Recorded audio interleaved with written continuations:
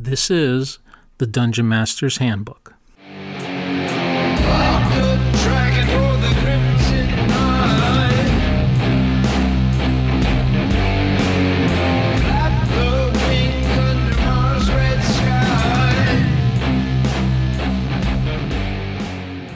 Hello, I'm Michael Shorten, also known as Chicago Is, and this is episode 39, Reading Unearthed Arcana, where we're going to talk about the Barbarian class. This series is where I'm reading through the first edition supplement, Unearthed Arcana, for the very first time in my life. I had never read it prior to this, and I'm seeing what may fit into my current campaign that's been running for 11 years, and what might not fit. Of course, like anything else of this podcast, this is all my opinion, and what doesn't work for me, you might find actually works for you. So I highly encourage you to pick up Unearthed Arcana and give it a read and see what it's all about. So the last two episodes have covered the classes section, and we've taken our time going through them because there's some pretty significant things there. We've covered the Cavalier, we've covered changes to the Paladin, we've covered some interesting changes to the Druid, and we've covered the Fighter. Now, the Cavalier is probably one of the best well-known classes that you may have heard about linked to Unearthed Arcana. It represented some interesting concepts in how to tune a class to a setting. The next class that we're about to cover represents a huge shift in how AD&D games were run. And we're talking about the Barbarian, and we're going to definitely see that this was a sneak peek into how 2nd edition AD&D was going to change the game that we had been running up until now. So in Unearthed Arcana, the Barbarian class starts on page 18 and goes to about a third of the way through page 21. It covers the things that you would kind of expect out of any class descriptions. It covers the qualifications, the level and XP requirements, the class abilities and bonuses. But for the first time, it adds something to AD&D that we've not really seen aside from the Thief class. It adds skills. And I'm not talking about just skills like casting magic or things that are directly related to the class, like picking pockets or hiding in shadows is related directly to the job that a thief has. These are skills that add facets to the characters that define things that can differentiate one barbarian from another. As I said, it's a preview into what 2nd edition AD&D did. So let's get into it. So looking at the book here, the Barbarian is a subclass of the Fighter, but it does not have a principal attribute, so they don't get an XP bonus. And this seems to be a common theme through Unearthed Arcana. I'm not sure why Gary Gygax developed a dislike for XP bonuses, but there it is. So what do you have to qualify to be a Barbarian? You have to have Strength and Constitution scores of 15 or higher. You have to have a Dexterity score of 14 or higher, and a Wisdom score no greater than 16. Not too bad, but as we're going to talk about in a future episode, with Method 5 of rolling your attributes, you could pretty much tune your approach to any character class and almost virtually be able to get it. So I could see some people definitely being able to qualify for Barbarian. In further class abilities, they get a bonus to their armor class if their dexterity is over 14 and if they're wearing armor that is, quote, not bulky or fairly bulky. Now, that threw me because nowhere in the player's handbook does it define armor by bulky versus non-bulky, but you have to flip to page 75 in Unearthed Arcana to the DM section, and there's a chart there that lays out what is bulky or non-bulky. And really for the Barbarian, I'm going to kind of give a spoiler here, there's only a couple of choices: leather armor or a flimsy wooden shield. That's it. Good luck, guys. Hope you have a high dex. Unless you're wearing elven chainmail, but, barbarians, elven chainmail, it could be an interesting role-playing session. The Barbarian also gets higher bonuses on hit points due to Constitution. So for every point that you are over 14, you get a +2 to your hit points. And speaking of hit points, you use a D12 when you're a Barbarian. Yes, the D12 for hit points. So the Barbarian can start off with a nice chunk of hit points to burn, much like the Ranger. When a Barbarian reaches 4th level, they get a interesting ability. So there are many creatures in AD&D that you need magical +1 or higher weapons to hit. Well, at 4th level, the Barbarian is considered to have such fighting prowess that they can hit those creatures needing +1 or better. Now, this progresses as the Barbarian rises in levels, so when a Barbarian reaches 12th level, they are able to attack and hit creatures that require a +5 weapon.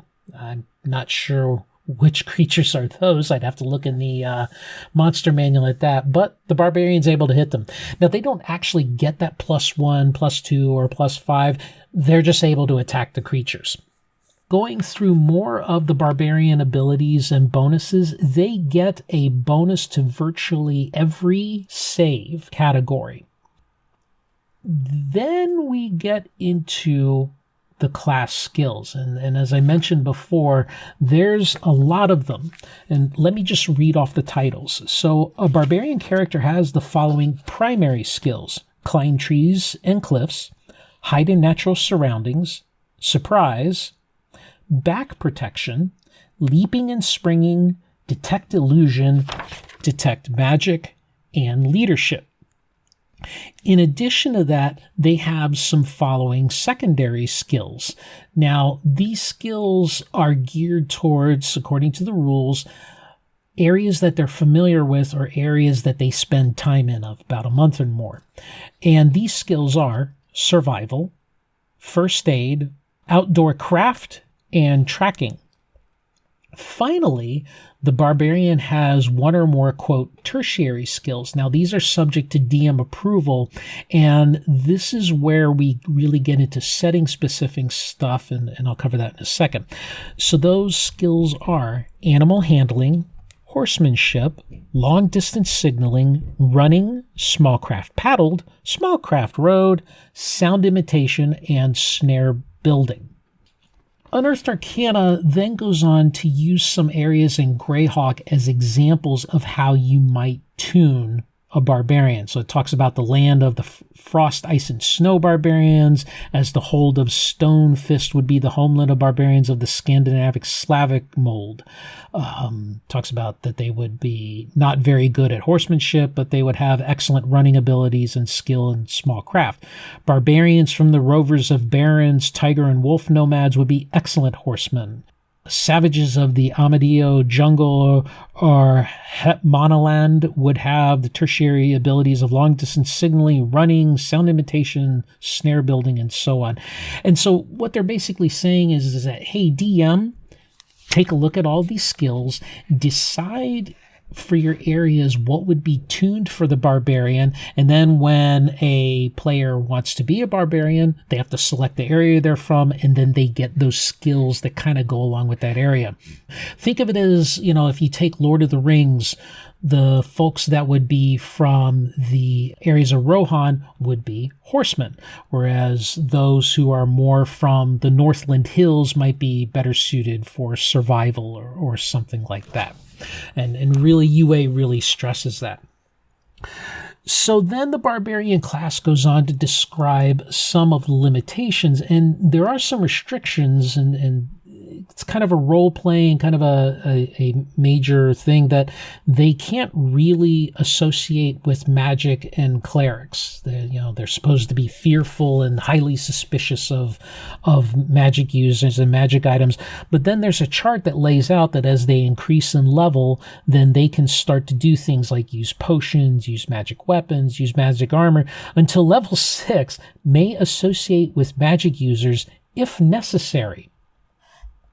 Okay, then we get to the final section of the Barbarian, which talks about the Barbarian Horde. So when the Barbarian reaches 8th level, they can really bring the pain on someone by summoning about 275 raging barbarian friends to their cause. It goes on to describe what the leadership is and what that would look like, how long it would take to gather the horde, the restrictions thereof, how long they're kept together, and then when they disperse. Now, it does give some idea of what the horde may include in addition to assistance to the barbarian character. But if you go back to the monster manual, from pages 66 through 69, it lays out the different types of men, of which nomads and dervishes and those types of groups, bandit groups, are all laid out. So you might have to refer to those rules to find out how many shamans and witch doctors and other type of classes are in your groups, as well as how they're maybe armored and outfitted, in addition to referring to the rules in Unearthed Arcana for assistance to the barbarian character as part of the horde. Your barbarian horde might be a pretty impressive mix there. So, and that is the barbarian. Wow. It should be noted, going back to the level chart, that barbarians gain levels slowly at about a third of the rate that a fighter gains. So to go from first to second level, a barbarian must earn 6,000 experience points as compared to 2,000 for the fighter, which I guess is a good way to limit the impact of a barbarian on a campaign. But if you get to 6th level for the barbarian, which is 80,000 experience points, where the barbarian can finally, quote, associate with magic users if necessary, that equates to a 7th level fighter that's somewhat well established. And by now, the barbarian's really rocking with the powers. So although they gain levels slowly, their impact will be felt quite quickly. Now, I must admit, I find the skills part kind of interesting from a historical standpoint. You know, skills concept had been, in terms of codified rules, really only part of the thief class, which really related to them doing their job. You know, what does a thief do? You climb walls, you hide in shadows, you pick locks, you find traps, and so forth. And you come to the barbarian, and there are some skills that are thief-like, you know, climbing cliffs and trees, hiding in natural surroundings, surprise, and so on. But you also have things that are very different, but kind of related to the barbarian and their setting. You know, detecting an illusion, detecting magic. Well, if you're suspicious of magic, you might have the nose for sniffing it out, and so on. But then on top of that, you have these skills now that are very much related to role play. These skills are supposed to be tuned to their place of origin and their tribe and so on. And to me, this is where it really marks a departure from what really had been just a bunch of hand-waving that was left to the purview of a DM. You know, if you want to codify how to be able to create armor or apply first aid or build a trap or navigate a boat, the DM, you know, really had no guidance in the rules and was kind of left up to them to kind of feel their way out. But to me, this is kind of the real first attempt to lay that out. Now, Dragon, up to this point, had many articles on here's how to take this class and here's what to add to that class. And there were a lot of little extra things that were added onto it. Well, here we're starting to see that. And I kind of feel like that in some ways, the barbarian and then the thief acrobat, who we're going to talk about a little in a future episode, this is the first attempt to really flesh out what became codified in 2nd edition as the non-weapon proficiencies, and it's definitely become an aspect of D&D through all of the later editions. Because of reading Unearthed Arcana, I went ahead and read the Dungeoneer Survival Guide and the Wilderness Survival Guide, and there they really hammered home this idea of non-weapon skills, of different things that you could do in the wilderness, of different things you could do in the underground. And I really think like this was starting to become a thing that was being accepted as a design element of official D&D, that we are going to allow people to have skills and things that they can roll against and do things against. You know, so it's just interesting from a historical standpoint to really see that so clearly delineated here. Delineated more so for new classes and not for the existing classes, though. So we come to the question that I've always been asking: would I use the barbarian in my campaign? And flat out, I'll give it to you straight, just like I promised, not as written. Absolutely not as written. Now, since doing that episode and reading about the Cavalier, I've really started becoming attracted to the idea of creating subclasses tuned to my campaign setting. And then I've hit on that previous episode as well. And I do have a known faction in my campaign that represents barbarian-like people with some specific bits of lore in my campaign. And so, yeah, I can definitely see where tuning a subclass of a fighter to represent them in some way makes a lot of sense. But the Barbarian in Unearthed Arcana represents such a huge jump in power with the many abilities, with the extra bonuses, with all the skills, with the D12 hit die. It doesn't really fit into the campaign how I see other characters fitting in. And I always come back to, what do the first level characters look like versus what do the fourth level characters look like versus what the eighth level characters. And here, the Barbarian would outclass any of the other ones, with the exception of maybe the Paladin and the Cavalier, which, makes sense because they're also here in Unearthed Arcana. I don't know. It really, to me, represents a jump that I'm not comfortable with.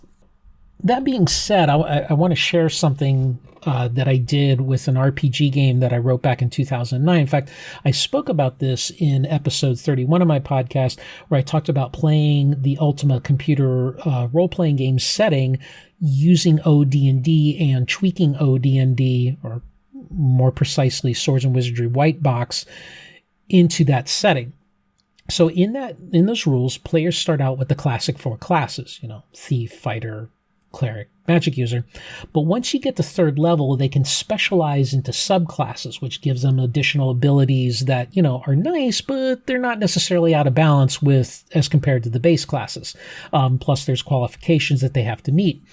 The Barbarian in Unearthed Arcana represents a lot of concepts that would be interesting to perhaps introduce as things that you could graduate into or things that you could grow into, much as we talked about this during a Q&A between recording the previous episode and this one, where I talked about weapon specialization for the fighter. And I'm growing fond of the idea of when a fighter reaches 4th level, they can now specialize. It makes sense. It's not something that really breaks the campaign. It's a nice little perk. It's an interesting idea. And I could see maybe some of these things from the Barbarian, but it seems like they took a whole lot of concepts and tried to give it to you blam. Now, the Barbarian is hardy. The Barbarian is a fighting machine, is so skilled that it breaks the normal rules and allows you to attack these mythical creatures. Someone who's against magic and is part of the natural world. The way they implemented it, it's just a lot. I think if they had broken out these powers into a different curve, maybe more gradually getting these abilities, not quite as powerful, I could see that as starting out, but I think it's too much too soon, and it's not something I think I would have fun with in my campaign with the players doing. I think it would be very hard. There's not really enough restrictions to balance out everything they're getting.